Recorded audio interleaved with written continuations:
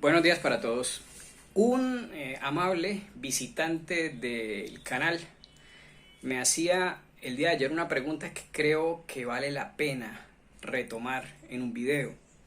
Y es lo siguiente, él me decía: Leonardo, si Santo Tomás fue, como de hecho así fue, un teólogo que enseñó teología y que escribió teología, ¿por qué se habla de una filosofía tomista? ¿De dónde sale una filosofía tomista si Santo Tomás fue ante todo teólogo?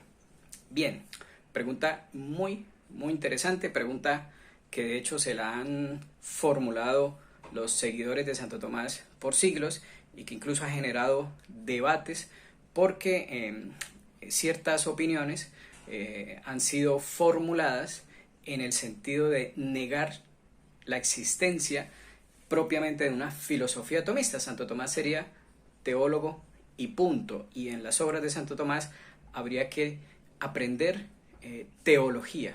Pero la filosofía tomista sería más bien un invento, una extrapolación indebida de los escritos de Santo Tomás. Bien, aquí vamos obviamente a defender que existe evidentemente una filosofía de Santo Tomás, una filosofía tomista. ¿Dónde está esa filosofía? Pues retomamos una expresión del querido padre Álvaro Calderón.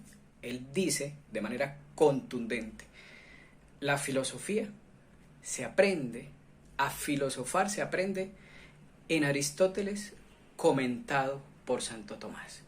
Es decir, encontramos la buena manera de pensar la filosofía leyendo los comentarios que Santo Tomás hizo de las obras de Aristóteles. Y ciertamente Santo Tomás comentó varias de las obras lógicas de Aristóteles, las más fundamentales.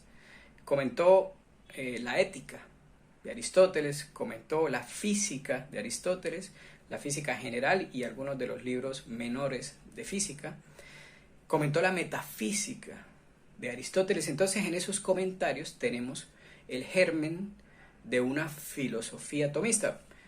Pero ¿cómo así, Leonardo? En esos comentarios no está Santo Tomás simplemente exponiendo a Aristóteles. Sí y no.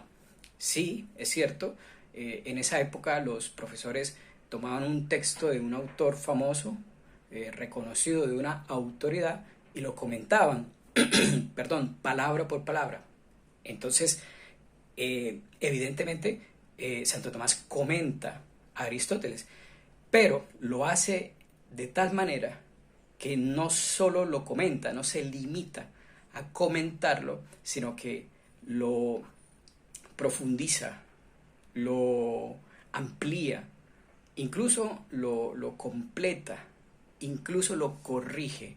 Entonces, cuando uno lee los comentarios que Santo Tomás hizo de las obras de lógica, de ética, de psicología, de metafísica, a las obras de Aristóteles, realmente no está uno solamente viendo allí, leyendo a Aristóteles explicado, sino que realmente está asistiendo al desenvolvimiento del genio de Santo Tomás, que con base en el texto aristotélico va mucho más allá incluso de lo que el filósofo griego pudo llegar a ver. Entonces, allí evidentemente se encuentra ya, para retomar al padre Calderón, la buena filosofía en los comentarios que Santo Tomás hizo a Aristóteles.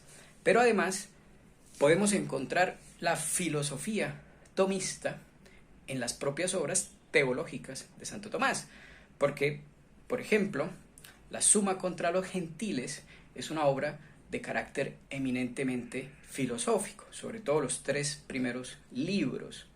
Está plagado de razonamientos que son de naturaleza filosófica por sus principios y por sus conclusiones. Y en la Suma Teológica, obra máxima de Santo Tomás, igual. Allí también, desde el principio hasta el final, en unos tratados más que en otros, vemos principios, premisas que Santo Tomás usa para sus razonamientos, que son de carácter filosófico. en la primera parte, cuando demuestra la existencia de Dios, la simplicidad de Dios, la bondad de Dios, la infinitud de Dios, la unicidad de Dios, Santo Tomás se vale de principios de razonamiento que son eminentemente filosóficos. En el Tratado sobre el Hombre, eminentemente filosófico. Después en la segunda parte, donde habla sobre los actos humanos, el fin del hombre, la voluntad, la libertad, las pasiones, los hábitos, es doctrina que tiene evidentemente una naturaleza filosófica. Claro, insertado todo en la suma de teología. ¿Por qué? Porque está toda esta filosofía en un libro de teología. Porque la teología estudia a Dios en sí mismo, pero también todo lo demás en cuanto proviene de Dios y va hacia Dios. Entonces, por eso en la teología, en la suma de teología, se estudia a Dios, a la Santísima Trinidad, pero también la creación del mundo, la creación del hombre, los actos humanos, los actos voluntarios, las pasiones que nos pueden llegar a estorbar nuestro camino hacia Dios, los hábitos, los vicios, los pecados. Entonces se estudia a Dios en sí y también a Dios en cuanto fin de los actos humanos, fin sobrenatural, porque el fin último de los seres humanos va a ser la beatitud, la visión de Dios en la bienaventuranza. Entonces, ¿existe una filosofía tomista? Sí. ¿Dónde está? En los comentarios de Santo Tomás Aristóteles y desperdigada a lo largo y ancho de toda la obra de Santo Tomás, incluso de sus escritos más teológicos. La labor de los amantes, de los discípulos de Santo Tomás, es espigar, así como con pinzas, esas perlas de filosofía que Santo Tomás dejó aquí y allí esparcidas a lo largo de su obra. ¿Hay una filosofía tomista? Por supuesto que sí.